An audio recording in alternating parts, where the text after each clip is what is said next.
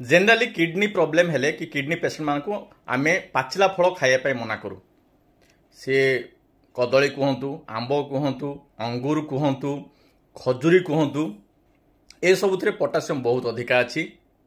100 ग्राम कदली रे कि 358 milligram potassium अच्छी आंबरे मध्य से भाया 186 मिलीग्राम पोटासियम अच्छी आपणकर खजुरी रे अधिका अच्छी किंतु गोटे फल कहबी जो थे कि पोटासियम कम अच्छी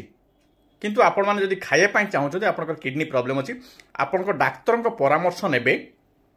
केते ग्राम आपण मैंने खाई पारिबे। एप्पल